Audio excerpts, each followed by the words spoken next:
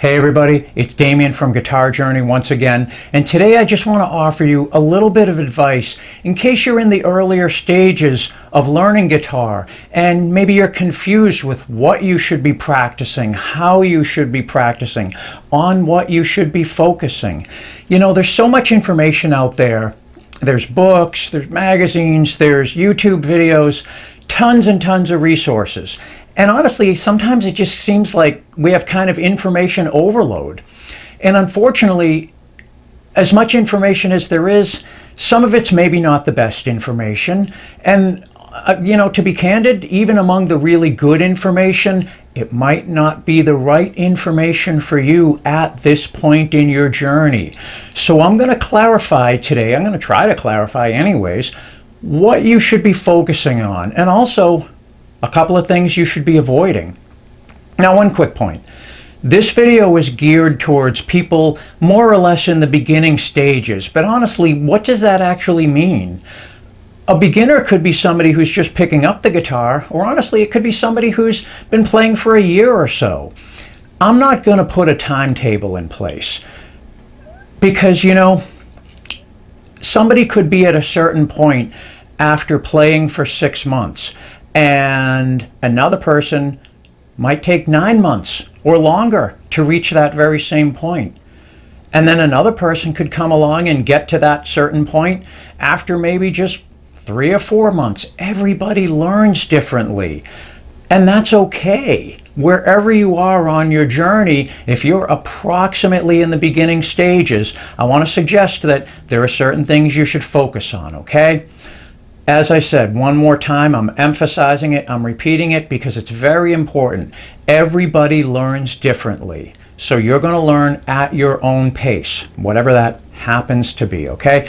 So what are the 3 things that you should be focusing on?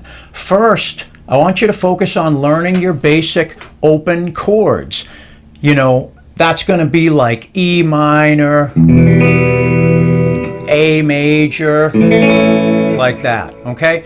You don't need to learn all of them. I want to suggest you learn just 7, okay? 7 chords. E minor, E major, A minor, A major, C, D, and G, okay? That's it. E minor, E major, A minor, A major, C, D, and G, okay? You can play an amazing amount of music with just these 7 chords. You can play an amazing amount of music with just 3 chords.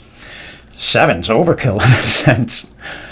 But really practice them and try to get really comfortable moving smoothly from chord to chord, moving smoothly from chord to chord, okay? And if you're feeling really comfortable with those 7, then maybe you're going to add 3 more. And those 3 I recommend would be D minor, B7, and F, okay? And those last 2, by the way, B7 and F, those are difficult chords, especially the F. They're not going to sound good right away. You're probably going to get frustrated, but keep at it. You'll get them eventually, I promise, okay? So, E minor, E major, A minor, A major, C, D, and G. Get really good, really smooth, comfortably moving from chord to chord. Then add in D minor, B7, and F. Are there more chords to learn? Sure there are. But you'd be amazed, as I said earlier, with how much music you can play with just these chords, and really just a few of these chords. And a little parenthetical, by the way, please don't think about learning bar chords right now. Not until you're comfortable with the chords that I've just mentioned, okay? Now, if you happen to be super comfortable with those chords, then yeah, maybe you go ahead and you learn bar chords. But in my opinion, you don't learn bar chords until you're really familiar and comfortable with the chords that I set forth today, okay? All right, second thing for you to focus on. You got to focus on your strumming hand, not just your fretting hand making the chord shapes, but your strumming hand. You want to develop a simple vocabulary of workable strums and simultaneously develop your sense of rhythm, sense of awareness of the beat. And so you want to be strumming comfortably as you move from chord to chord. You don't need to be doing anything fancy, but a couple, maybe 2, maybe 3 different strum patterns are great to get you started. I teach at the beginner level 3 3 different strum patterns. They're all very simple. I might just have you going down, down, up, down, down, up. You know, maybe I'm going like down, down, up, down, down, up, down, down, up, down, down, up, down, down, up, like that. Okay? Or I could go down, down, up, down, down, down, up, down, down, down, up, down, down, down, up, down, down, down, up, down. Okay, like that. And the last one is just I'm going to strum through the chord, and then I'm going to, with an upstroke, I'm going to pull back and strike the strings individually. So maybe I go 1 and 2 and 3, 4. Or I could go 1 and 2 and 3 and 4. And that sounds really nice. 1 and 2 and 3 and 4. 1 and 2 and 3 and 4. 1 and 2 and 3 and 4. Like that. So those 3 strum patterns, very, very useful. You can apply them in a ton of different songs. Get really good. Get really comfortable with those, okay? Now the third thing, the last thing I'm going to talk about today that you want to be working on, you want to know at least one scale. And that scale should be a pentatonic scale, okay? Don't worry about playing a diatonic scale. Maybe you've heard of a major scale. Don't worry about that. Don't worry about playing modes. Nothing like that. Start with a very simple pentatonic scale like this one here in the key of A minor. I'm starting on the 6th string and I'm just going. I can come back with it like that. And as you can see, it really is simple. It really is straightforward. There are just 2 notes on every string. You're kind of going back and forth between your index finger and your pinky, or your index finger and your ring. As I said, very straightforward, very symmetrical. 2 notes per string and so forth. But although it's very simple, please don't underestimate how useful this scale really is. I would suggest it's probably the single most useful scale you will ever learn. I don't care if you are playing for, like I have been, 40 years, and I still use the pentatonic scale every day. It's the most useful scale you're going to learn, okay? Now, as far as how to apply it in music, I mean, that's something we can focus on in another lesson. But at the very least, you want to know the scale, and you want to get very comfortable moving up and down the scale, maybe like this.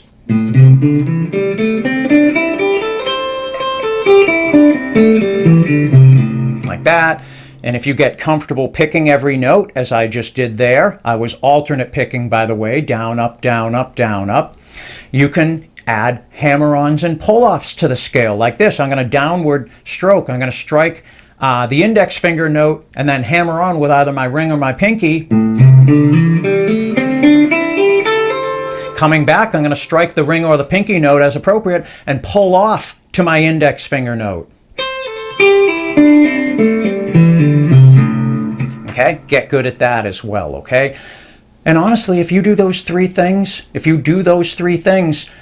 you're not going to be a beginner for much longer, okay? You're going to be moving on to the intermediate stage. Those 3 foundational things are what you should be focusing on right now, okay? All right, so what shouldn't you be doing? Okay. In my opinion, the single biggest thing you should not be doing is trying to play specific songs as they were recorded. Let me be clear about that.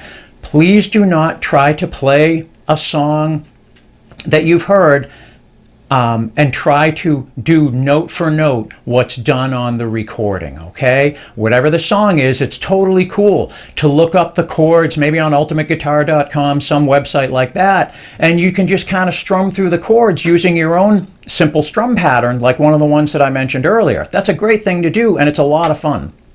But what I don't want you doing is try to replicate note for note what you're hearing on the recording of the song. I love to use the song Hotel California by the Eagles as a good example of this. You can play that song once you've learned some bar chords. Remember what I said about bar chords, don't jump the gun. But once you've learned some bar chords, you know, you could play that song in a simplified fashion, maybe a little bit like this, you know.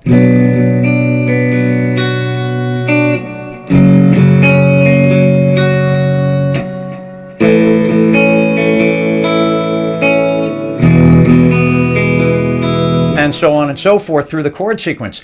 That's not what the Eagles did on the recording, but that's kind of my point. In the beginning stages, don't be trying to learn things exactly as they were recorded. And please, I say this respectfully, but really, you're not ready to do that yet. So don't, okay? You're just going to wind up frustrated, okay? I once had a private student come to me. He'd been playing a very, very short time. I don't know if I recall, it was a month, 2 months, something like that. Comes to me, says, hey, I want to learn the Rain Song by Led Zeppelin. Now look, that's a really cool piece, but is that an appropriate song for somebody who's been playing a month or two? I don't really think it is, okay? So again, play other people's songs, yeah, but not note for note. Don't hold yourself to that standard. Oh, I'm going to learn exactly how it was recorded. Please don't try to do that, okay? You want to play a song, look up the chords, get comfortable strumming it in a simplified manner, and you'll be able to play a lot of songs that way. And honestly, you'll have a lot more fun. All right, one last thing I'm going to tell you that you must never, never do. You absolutely, positively must not do this. Forgive me for getting a bit philosophical, but you absolutely, positively must not put pressure on yourself to get to a certain level at a certain time. Hand in hand with that, you absolutely, positively must not compare yourself to other players. It really doesn't matter that you've got a friend down the street who's been playing about the same amount of time that you have, and you feel like they're more advanced than you are. There are a million factors that can determine how quickly a given student advances or progresses. And honestly, in any event, who's to say that anybody else is really that much more advanced than you are? Please, I really mean it, please, do not compare yourself with other people. Do not put pressure on yourself. If you find yourself using the word should as in, I should be doing this by now, I should be able to play this by now, please just stop doing that. If you're working on a structured curriculum, practicing consistently, you will make progress. But sometimes, yeah, it takes a little bit more time than we might like. We just have to accept that. Remember, music is supposed to be rewarding in a personal way. It's supposed to be a source of joy in your life. If you turn it into a job with all these expectations and all that, you're not going to improve any faster, and you're just going to make yourself miserable. So again, please don't put pressure on yourself. Don't have unrealistic expectations. Don't compare yourself to anybody else. Don't use the word should when it comes to thinking about your own playing. All right? That's what I have for you today, okay? I really hope today's video helped clarify the path in front of you. If you have any deeper questions, leave a comment on this video. Leave a comment below.